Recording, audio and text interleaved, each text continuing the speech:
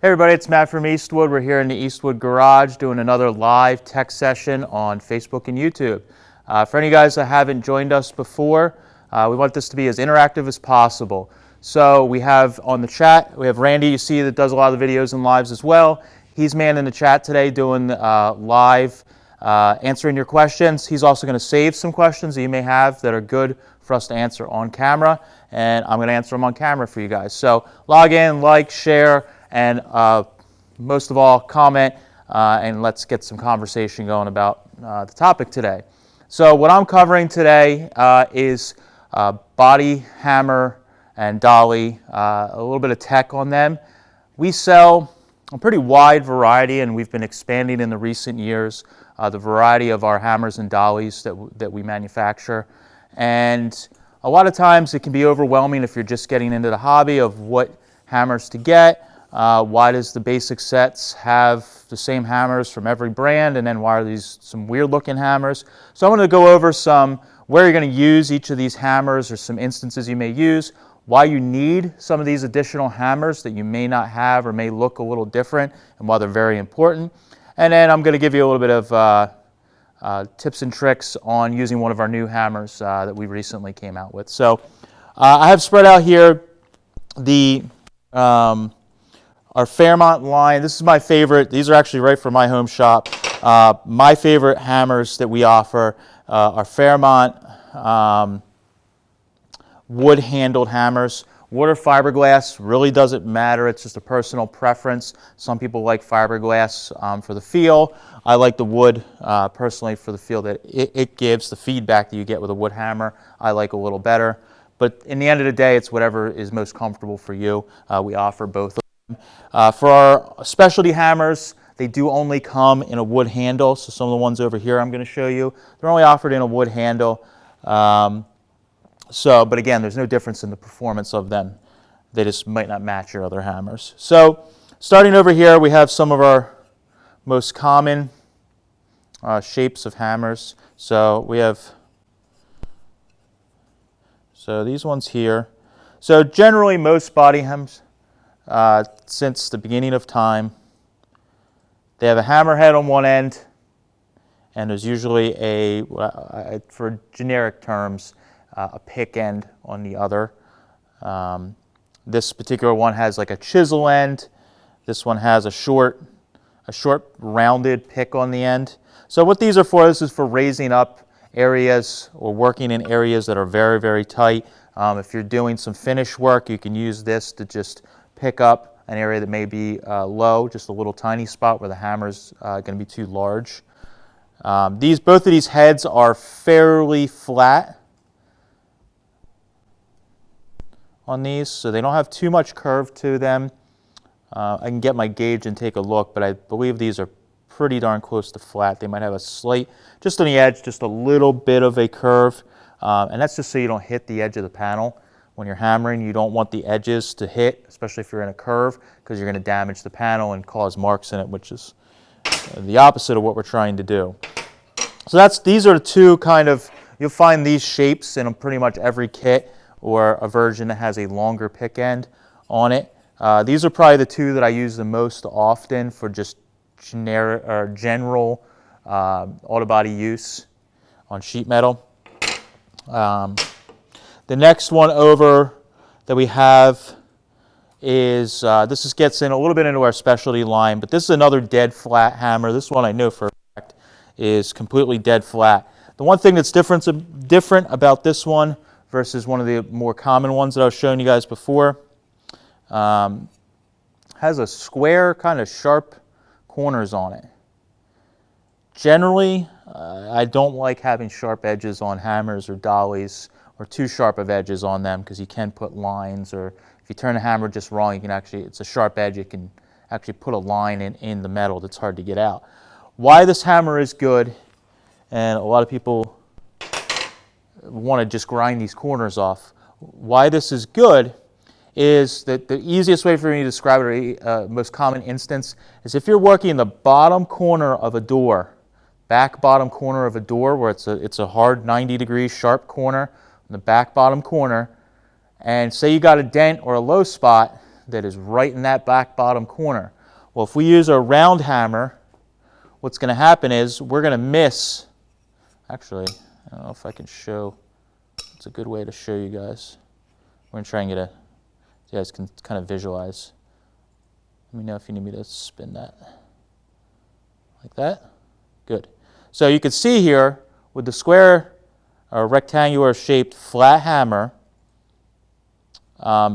you can get in those corners. We would be missing all that area on the round hammer when we're hitting. So I've had times where I had just some little low spots from some damage, and I could not get in there with a round hammer, and you end up using a pick, and then you have to, takes a lot longer to get in. You have to pick those tiny little spots.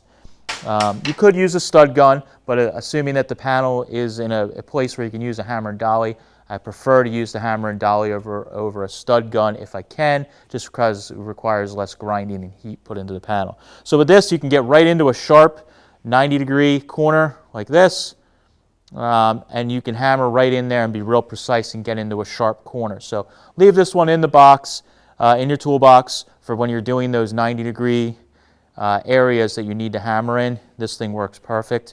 It has we lopped off the back end of these ones so that you have some clearance if you're swinging. So if you are inside of a door or in a quarter panel or something like that, you have a little bit extra swing. You don't have the pick end hanging off the back of that. So this is one of our specialty Fairmount hammers that we offer. So moving over, I have some dollies here, and then we're going to get into some of the more interesting hammers that we offer. So right here we have a couple of the dollies. Dollies, they all have some interesting shapes to them. Why they picked them, way back in the beginning of time when panel knockers started working. I don't know why they picked these shapes, but they work really well. So, for instance, on this side, we have a pretty close to dead flat bottom here. This one's been well loved. I see I got a couple little nicks in there. But this one is pretty much flat, gives you a nice flat area that you can go, say, over a weld seam. You want to be flat, you could center your weld seam, hammer on your weld seam, stretch it out. If you're just trying to flatten out a flat panel, this is great for that. But what a lot of people don't realize is all these shapes that you have on the corners or edges of these dollies, these are really helpful, and they're there for a reason. So if you look, this actually has a little bit of a curve this way. Of course, it's got a nice round shape this way, but it actually has a little bit of a curve that way. Great spot for using that is if you have, say, a wheel arch or something like that that you're trying to work, or something that has a sharp enough curve, you can get into an area and touch just this center area, and you can hammer on it, and because it has that curve, you're not going to be touching the sides and causing damage. So that's why this has a curve into that, so you can actually use this end and get into a curved panel to work it. Same thing with this end. It's got a curve this way, but it's still pretty flat on this side.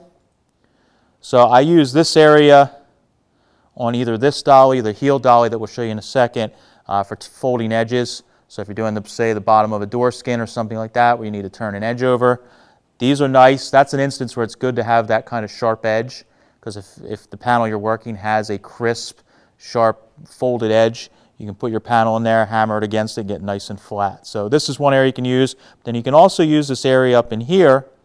Again, depending on what you're doing, if you're in a curve or something like that, that is flat, like a window channel or something like that, that is flat, but flat side to side, but has a curve going around, you could use this in that section. And then, of course, the top of this has a curve going this way and has a little bit going that way as well. So again, this is find the shape that fits best in what you're working. That's the thing to keep in mind whenever you're working a panel, is find the hammer and find the dolly that fits whatever shape you're using the best, and that's going to make your life a lot easier. You're not going to be running into hitting a panel, hitting the edge of the hammer, or the dolly putting lines or marks in it.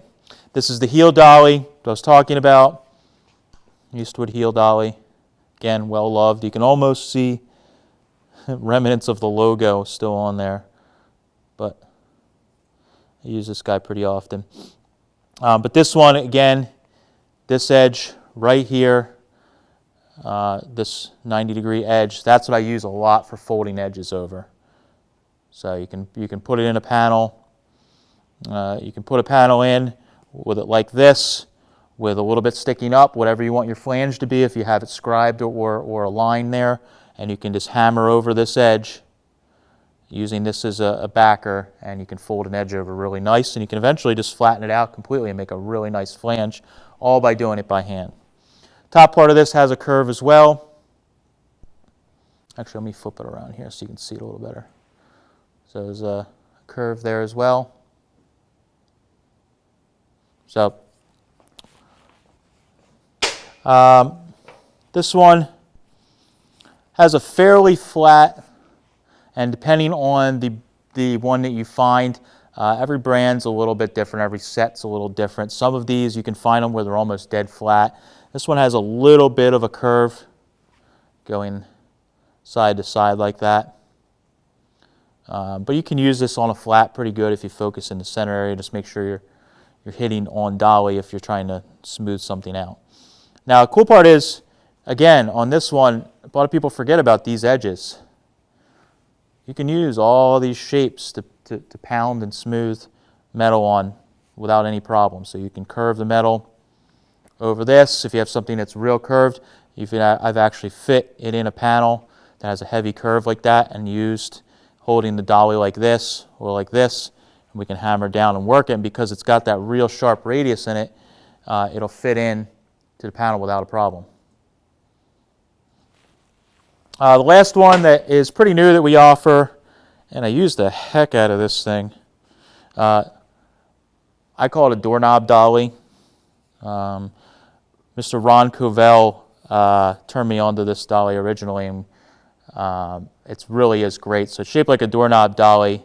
I know he said it's one of the ones he uses the most, and I've picked it up a lot more since he turned me on to it. But it has a dead flat end here on the bottom. So if you're just smoothing it out, smoothing metal where you want it to be dead flat, you can use that. Or you can use this nice end here that has a nice curve to it. The edge is kind of radiused a little bit, so it's not a real sharp edge on there, and you can use that for panels. So this is pretty ergonomic, so you can hold it. You can hold it easily, so if you're inside a door skin, or if you're inside of a fender where it may be hard, where you're reaching around like this trying to hammer, having that nice shape to it, it's easy to hold, and also you can get a lot of use out of this. You can use any of these parts in here as well, depending on what you're doing. Don't be afraid to do it, but I've used this edge right in here because it's nice, narrow, flat, side to side, but it's got a curve, front to back to me, front to back, like that. But I've used this edge right in here if it's a real narrow flange that I just want to tap something out with. You can use that area there. So there's a ton of cool shapes on this one that you can use. Real ergonomic. It's nice and small. This is probably one of the dollies I grab for most often, other than just a standard heel dolly. So the rest of these hammers in here that we're going to get into are some of our ones that have a little more shape to them, and this is where people start to get confused why I need it, where it's good. So the one thing, again, I want to reiterate is you want to make sure that your hammer matches your panel. Hammer and dolly matches your panel. So you want to try and figure out what shape is going to match the best. You can eye it up. You can use a radius gauge like this. You can make a profile out of cardboard and just use it on your piece. Whatever works for you is just fine. Do we have any questions or anything before I get too far ahead of myself here? Yes, we actually... Terrence on Facebook would like to know what your thoughts are on shrinking hammers. Terrence asked us my thoughts on shrinking hammers. If you guys know anything about me, I don't like to BS. I haven't had much experience with them. I don't think they work very well. Now, on the flip side, I've talked to some guys that have used it, and with the right technique, does shrink some, and in theory it should work by bunching up metal when you hit on it. but the amount that it shrinks is so minimal that you're probably not going to get the results that you want quickly. It's probably easier to heat shrink something, or use a shrinker stretcher, or depending on what you're trying to do. If it's something that you're just trying, has a tiny bit of looseness to the panel you're trying to shrink up, you can get it to work, but the downside is it puts all those marks in the panel. So depending on how fine you're trying to get your work, that's kind of a pain. But in my experience, they don't work very well. But I know guys that have got them to work, and they do have their place, but don't expect too much out of them. Don't expect, if you have a panel that's oil canning, don't expect that you can just pound the crap out of it with a shrinking hammer. It's going to magically shrink up the panel, everything's going to be great, and you're polishing the metal up. What it's probably going to do is, I've found a lot of times when people use them, they hammer on dolly with the shrinking hammer, thinking they're shrinking, and they're actually stretching the metal. You're just putting a bunch of marks in the metal and stretching it out and making your problem worse. So it can be used, but that's in its little spots. It's a good one.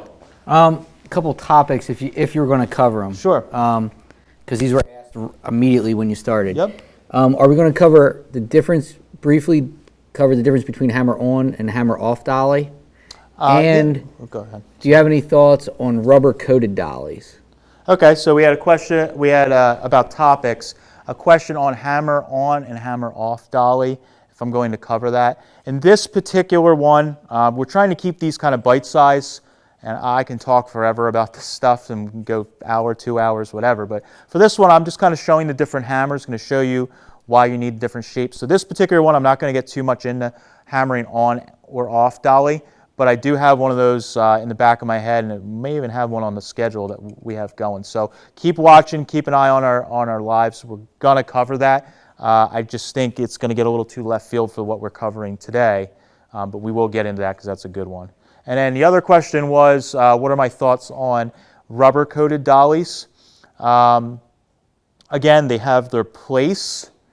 If you're trying to work something that you want to be pretty delicate, they do have their place. Where I can think that they would be the best use of those dollies is either you're working something that's painted and you're trying to get, say, a dent out, and you don't want a metal-on-metal contact, and you're trying to, say, hammer off dolly, where you're trying to, you have your dolly on the edge of the damage, the ridge, and you're hammering off dolly in the center of the dent.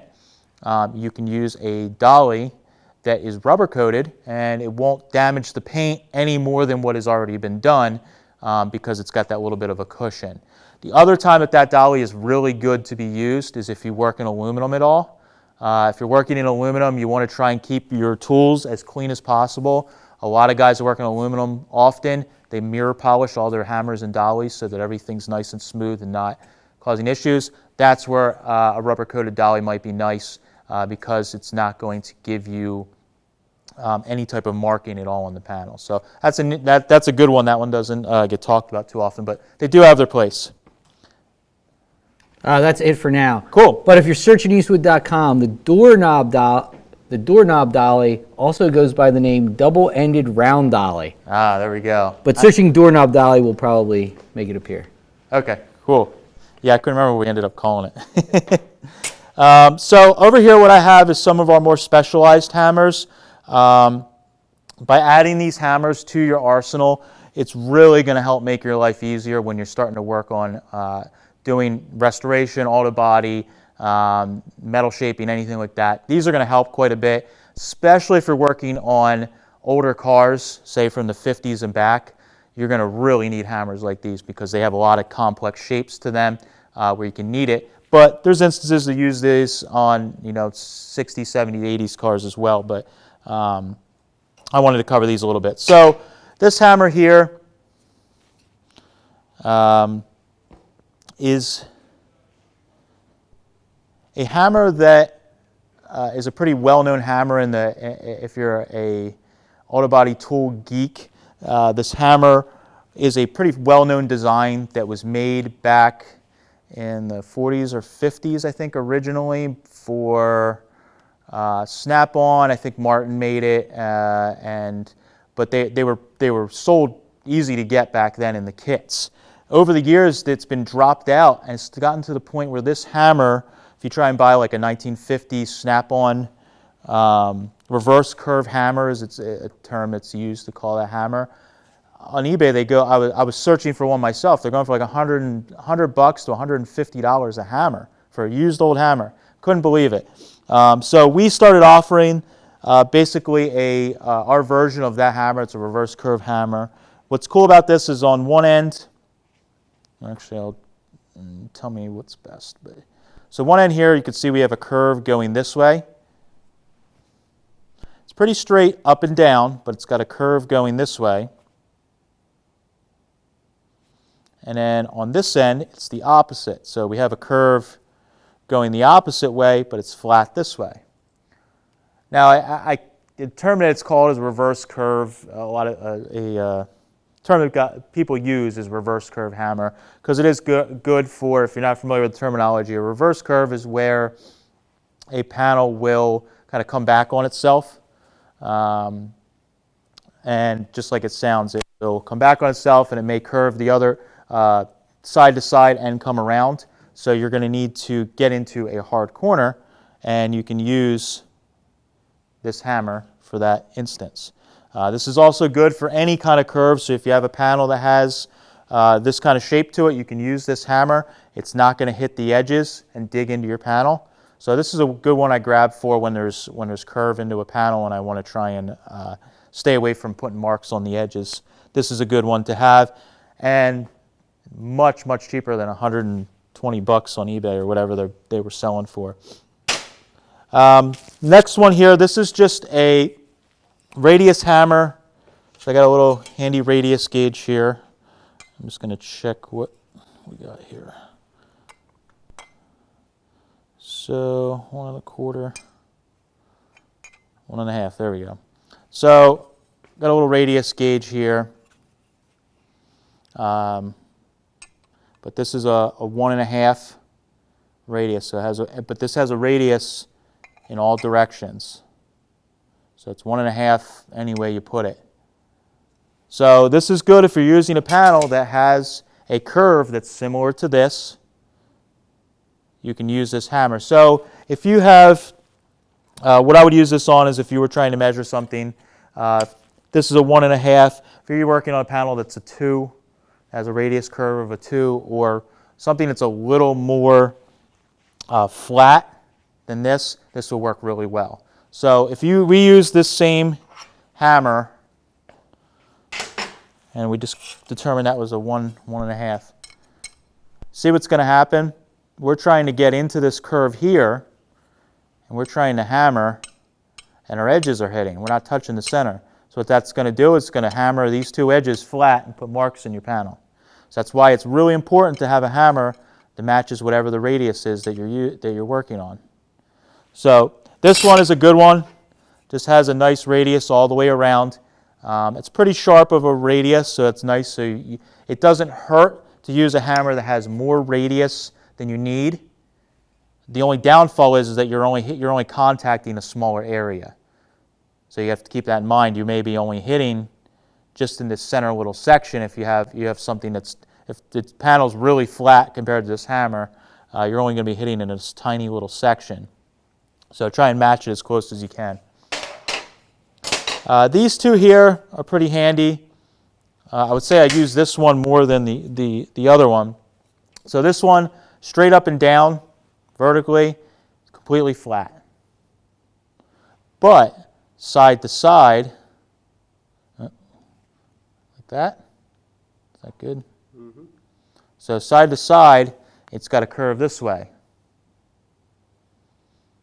This is really great. I've used this a lot for like the back curve on the cab of a pickup truck, where like a 50, I should clarify, like a 50s pickup truck where it's got a curve around the back, but it's fairly straight on the corners, and you need to work out some damage. This is a great hammer for it because it's going to match the curve that it's going side to side, but it doesn't have a curve this way. So you can hammer on it. You don't have to worry about hitting the edges. It's going to match the shape straight up and down, and then it's going to have that curve side to side, so you can actually hammer in corners like that. Another thing is on a sedan or a coupe, that the back corner of the body wraps around to the, when you could say the C-pillar area or the quarter windows, back quarter windows. This is good for that because it's all, on some of the cars, especially older, like 30s, Model A, 32 Ford, something like that. It's fairly straight up and down in that back section, but it's got the curve going around. So, for instance, if you're chopping a car or something like that, you could use this hammer to hammer in that area that you're trying to hammer on the weld or smooth out the metal, and you don't have to worry about hitting those edges where you may with a flat hammer. So that's a good use for this hammer. The other one, its mate or brother, is, this one's kind of hard to see, so let me see if I can find the curve that this guy has. It's probably this doesn't have a 5 on it, but this is probably a 6 here. But you can see, I think the gauge helps you see what the curve is that's on the hammer. So this has a curve the opposite way, but it's fairly shallow in the grand scheme of things. So that's going to work the opposite way, where if you have a curve top to bottom, but it doesn't have much of a curve side to side, so you can use it in that area. So this one I don't use quite as often, but there is times where you find it and it fits perfectly. So that's the basic hammers that we offer for our different radius hammers. And I'm going to get into one more thing here in a second, 2 more things. Do you have any other questions before I keep rambling? No, I think we've covered pretty much everything. Okay, I'm trying to hit most of the questions I see online. One thing that I kind of hit on a little bit, and I did it right before we went on because I've been in the process of moving, haven't been working very much, but keep these. You got to keep your hammers and dollies clean, especially because if you have a shop that's not that has a lot of moisture in it, or if you have a shop that doesn't have heat and the changes in the climate, it can actually cause these hammers or dollies to start to rust over time, depending on how well you keep these up. So you can use, if you don't think you're going to be using them for a while, you can spray a penetrant on here or an oil to keep these clean, and also after you clean them, and also keep them from rusting before you put them in your box. So if you don't do this a lot and you're doing a restoration here or there, you can spray them down, and then when you're ready to start using them, spray them off. I use our Pre, and I'll use like a Scotch-Brite or something like that, and I'll hit them, Scotch-Brite them real quick with Pre. That cleans them up, takes any oils or anything. If you're storing it that way, for keeping them clean, you get a little bit of surface rust, you can do the same thing. The other thing that happens over time, and this is one that I didn't clean for that reason on this hammer, you can see, well, let's see if you can see there, you just get buildup from hammering on stuff, whether it's something that had paint on it. If I'm working on something that maybe it still has original undercoating or something inside the panel, and you're just trying to work out a dent or whatever, or just from grease and whatever else, you get residue, metal build up on the end of the hammer. So what I like to do is I will take some Scotch-Brite, spray it down with our Pre, a scuff pad if you will, and I'll just work the hammer head or dolly real quick, get any of that mess off of there, wipe it down. That's pretty clean. I mean, I could go a little further with that if I wanted and get this perfectly clean. We still got a little bit of residue, but big thing was I got a lot of that major, probably looked like it was something I was hitting on. It had some paint or undercoating on the inside of the panel, and it got stuck to the hammer. So it's good to do that.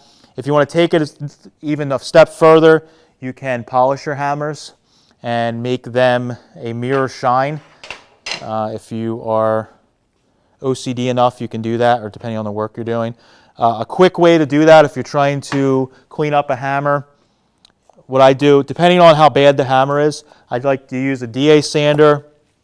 If it's something that's pretty rough, you've really let your hammers go to crap, I'll take 80 grit on a DA, and I'll sand, get all my major junk off, get any major gouges or scratches in the hammer or dolly out. Then I'll jump up to like a 220 or a 320, depending on how perfect I'm trying to get it. And I'll hit it with the DA, sand it out, get it smooth. And then you can go even further, keep working up, and then you can get some of these. We sell the 1500, and Donna sells this brand that we offer. This is a 1500 that you can put on a DA sander, which is pretty great. So you can actually get to like a mirror finish with that 1500 if you work your way up a little bit, which is pretty cool. That's a quick way to do it. You can wipe it down, and if you want to take it really far, you can go on the buff motor like we showed you a few weeks ago with the buff motor, and you can buff it out and get a mirror finish, and that's where you get pretty crazy.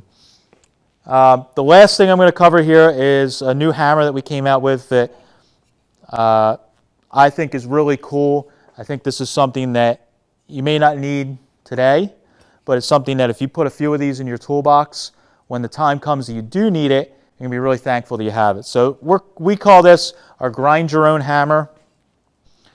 So basically what this is we took one of our hammer blanks and we basically added extra material to the hammer blank to leave a ton of meat on the end of this hammer. So the grind your own hammer, and the other end here is just a blank that's cut off and just a flat edge, so you can make your pick end whatever shape you want. But the real important part here is you have a ton of extra meat, so you can actually grind this hammer and shape it. It's through hardened, and I would say about 60 or 70% of it is about the same hardness, and it decreases a little bit as you get to the back, but it is through hardened, so it is hardened throughout.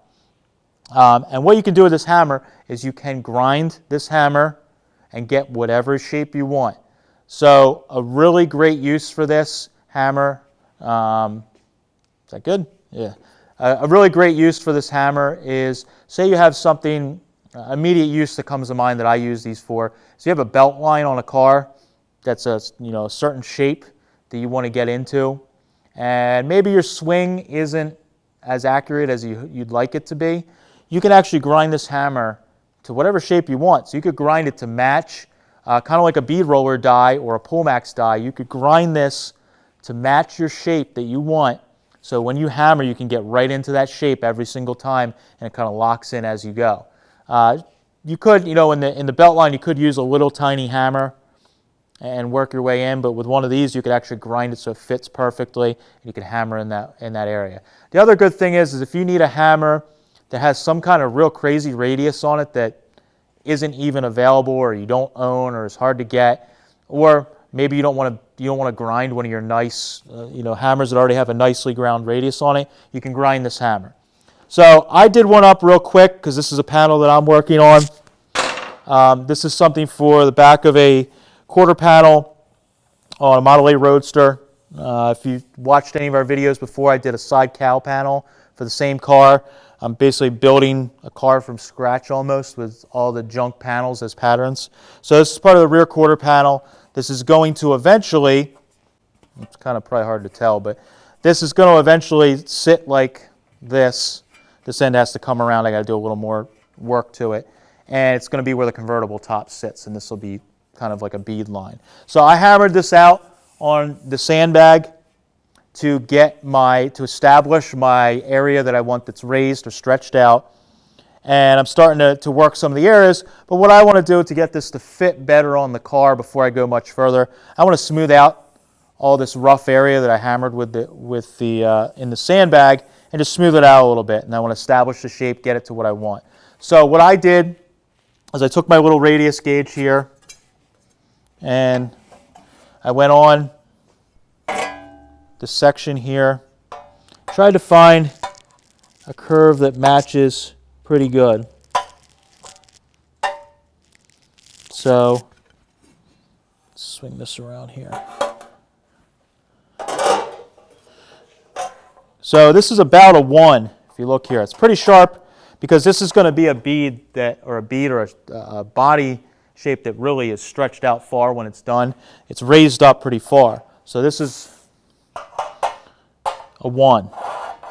And it doesn't matter, you don't need one of these gauges. You can just make a template out of cardboard that matches what you're going. So if I know that this has got the general height that I need, I can make a cardboard pattern, cut it out, fit it to it, and then just keep that sitting on the bench and keep checking it. And you can do the same thing. So I don't have a hammer here that we offer that was quite right. Because like we showed you, this one here, it's like a 1.5, and I need a 1, and it's actually a pretty big difference. So this is what's going to happen. If I tried swinging this hammer on the inside of the shape on a 1, I'm going to be hitting my edges there. And I'm going to be damaging the panel. What it's going to do is it's going to put a line all along this edge here. It's going to be difficult to get out. So I couldn't use this hammer. It's close. It's not quite right. I could use the reverse curve hammer. It's pretty close. But because of the way it's shaped, it's almost too small of an area. So it would take me a while to get in there and really, I'd still have to hit. Let's flip it upside down. I'd still have to hit, and then I'd have to hit on the sides too. So I'm going to have to hit, for this whole thing, I'm going to have to probably hit once in the center, once on the side, once on the side, all the way up with a hammer and dolly and work it. So that's 3 hits. The whole way I go through, it's going to take a little longer.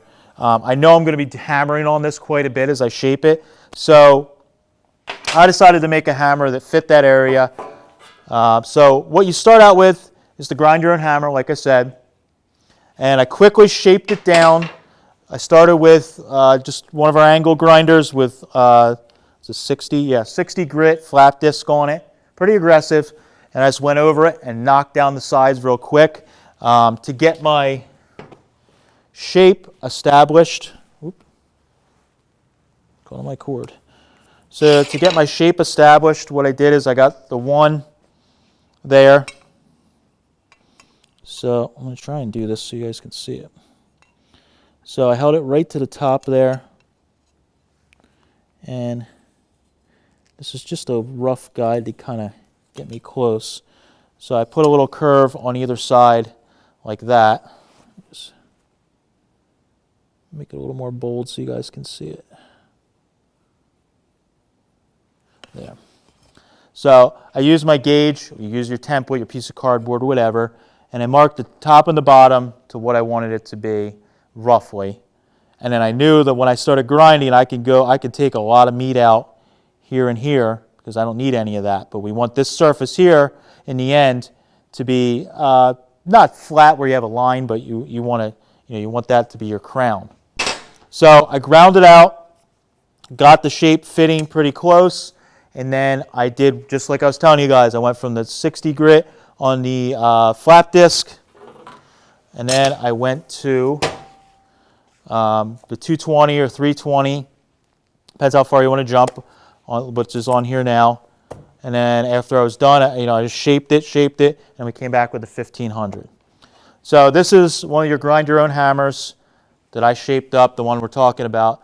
I did this, 15 minutes before we started this broadcast. I decided to grind one up because I needed it for that area anyways, and I had one sitting in my toolbox. I drug it out and figured I'd do it. So this is just 1500 grit. I didn't hit this on the buffer. All I did was I used that 1500 grit paper after going. I did it really quick. I jumped steps. So I went 80. I think that might even be 320 and then 1500. Just worked the sander back and forth. And you can see it's a pretty good polish. I got a little spot right there that has some scratches in it still that I would probably need to go back if I was trying to get it perfect and sand. So I'll show you guys on the bench here what I'm talking about. So what this does, well, I'll walk over here so you can see. Let me know the best way here. Just let me know if I need to angle that so they can see it. So what you can see here, now when I'm hitting down in this area, even if I'm a little sloppy with my hits, if I get tired or whatever else, too much coffee, I can hit like that, and I'm hitting pretty much the whole entire bead area or raised area that I want to smooth out. So that way I don't have to hit side to side and center. I can just go boom, boom, boom, and keep working all the way back and forth until it's as smooth as I want. Now at this stage, I'm just going to smooth out the real rough stuff and keep shaping this panel. But I just want to get this a little smoother so I can kind of visualize a little better what I'm doing. So I can take this on the bench here. I'm going to actually go over here. And we can either do it on, I have a dolly up here that I was doing it on a little bit, where I could just simply put it on the bench. If you have like an anvil or something, you can use it, or a stump. But now I can just go in here.